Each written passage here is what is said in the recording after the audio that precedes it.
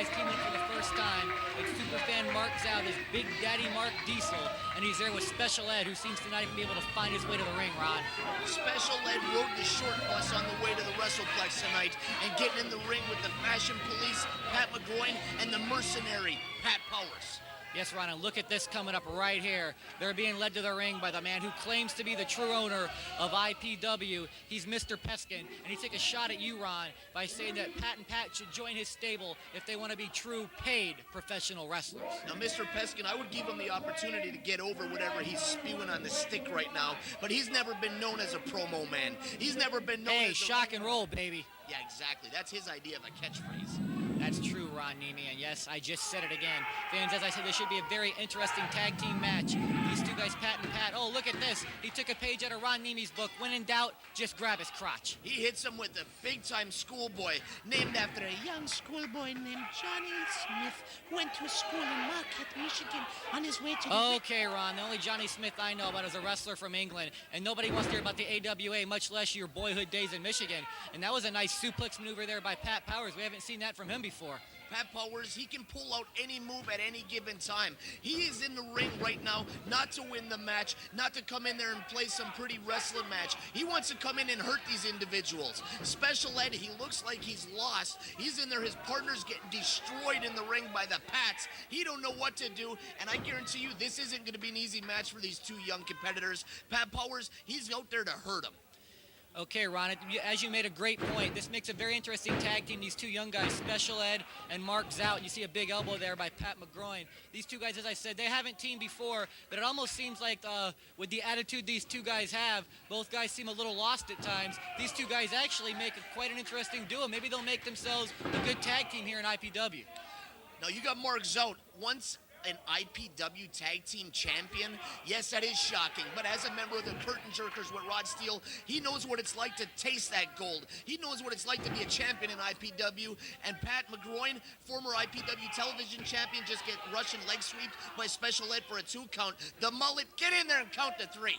Come on, Richie. Don't quit paying attention to all the Richie's rats at ringside and do your job, ref. And Special Ed, he's come leaps and bounds in the last few weeks here. He actually pays attention sometimes during his matches, and I'm sure the former IPW TV champion held that belt for a long time. Didn't expect this kind of a match out of Special Ed, and I'm just kind of wondering, what was Pat doing just waiting for Ed to come up behind him right there?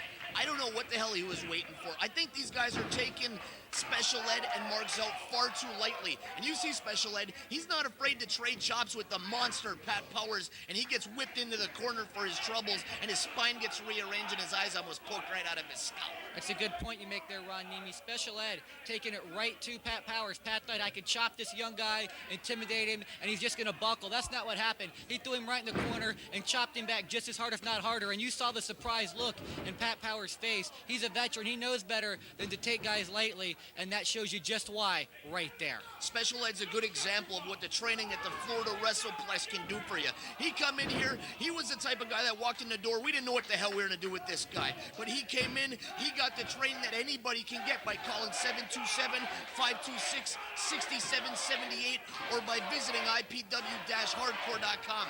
He came in here and he got the best training available, and now he's in here at the Florida WrestlePlex with some of the best independent wrestlers in the entire world. Okay, and speaking of Pat McGroin, Ron, he's going to be a part of that big show coming up tonight. That's Saturday, January the 26th at 8 p.m. at the Florida WrestlePlex. Tell everybody about that big matchup. The Florida WrestlePlex on the 26th, Hostile Takeover. It's going to be Rod Steele and Pat McGroin with Mr. Peskin and the mercenary Pat Powers in their corner against one of the most unlikely teams that we've ever had in IPW. That's Devin Nash, who's got a bitter, broiling feud with Pat McGroin and Pat Powers, and he's teaming up with the one and only Rasta Man, one of the most popular wrestlers in IPW.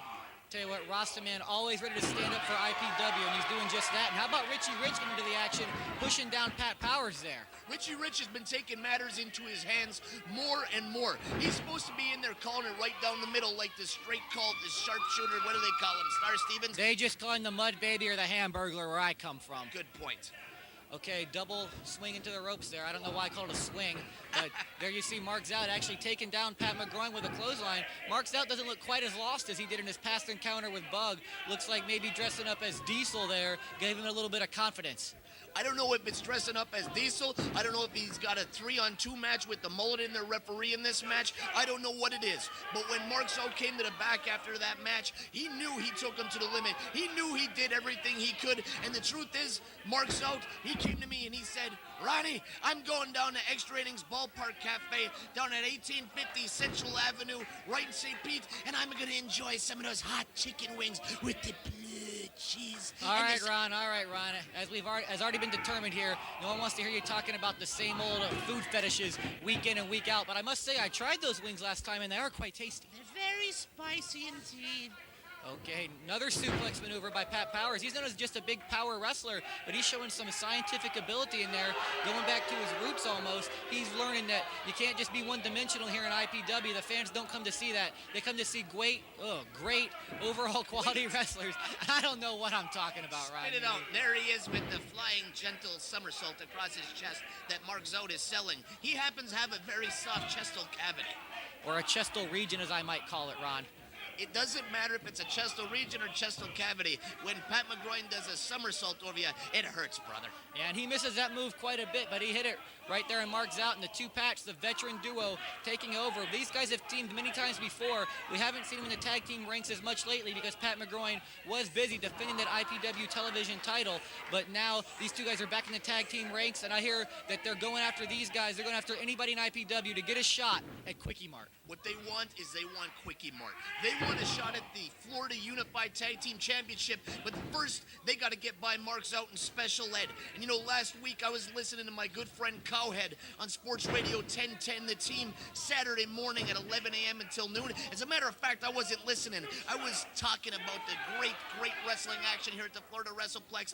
Everybody knows that Ron Niemi is one of the most eloquent speakers in all of wrestling. And I was talking about Pat McGroin and I was talking about Pat Powers, and they were the individuals. They were the tag team that I said at any time they can vie for a singles championship, at any time they could take that IPW and NWA Florida Tag Team Championship. Pat McGroin, Pat Powers, no doubt about it, two of the top wrestlers here in IPW. And Ron, if you want to check out about them and a bunch of other IPW wrestlers, the whole history of all of our feuds, you can not only check out IPW-hardcore.com, you can also check out ProWrestlingDaily.com, that's all one word. And of course, you can listen to Shannon Rose, Barry Horowitz, and myself each and every Wednesday from 7 to 8 p.m. on Pro Wrestling Weekly. That's the radio show on 10:40 a.m. And starting February 9th, we're also back on Saturdays from 1 to 2 p.m. Be sure to check it out. You see, Pat McGroin, he doesn't take too kindly to his idiot competitor blowing another Look, he's spot. flexing like you, Ron. There's nobody that can flex like me. But he doesn't like somebody coming in or stumbling around and making a fool out of himself, and he misses a huge flying Pat McGroin flippity-doo. Yeah, I told you he misses with that maneuver quite often, kind of like Vader with the moonsault. It's an impressive maneuver, but if you want it to do any damage, you actually have to do it. And Ron, I smell a hot tag, and there it is. Here comes the hot tag, Robert Gibson style. If he starts signing and starts running around with bandanas around his ankle and high-fiving people for no reason, I'm leaving, Aaron. Actually, you talked about Robert Gibson, but we did say on Ed's birth certificate, it says Ed Norwegian Morton. And as I told people before, I asked him one time, does that mean that you truly are the lost illegitimate son of one Ricky Morton? But all he ever says is, huh? As a matter of fact, I was standing right there when he said that to you. And he's in there with Pat McGroin getting the life kicked out of him right now, and he gets locked into a, what do you call that? I'm not sure. It just looks like he tried to pick him up for a slam maneuver. Ed fought, and he just said, forget it. I'm just going to power this little skinny kid right to the mat. And he whips him in, and he goes right back into whatever the hell he was trying the first time, scoops him up and hits him with a huge body slam. You see, if you hit the spots you're supposed to, and you do what you're supposed to in the match, Pat McGroin will slam you like a wrestler, not duck you like a bad habit, brother. Or throw you around like a sack of potatoes like you always say, Ron Niemi. But their special ed gets the DDT. And these two guys are impressing me, Ron Niemi. I didn't think these two guys really stood a whole lot of a chance to go this long against the veteran duo. And there you see Mr. Peskin saving the day. I tell you what, he's acting like the current IPW owner.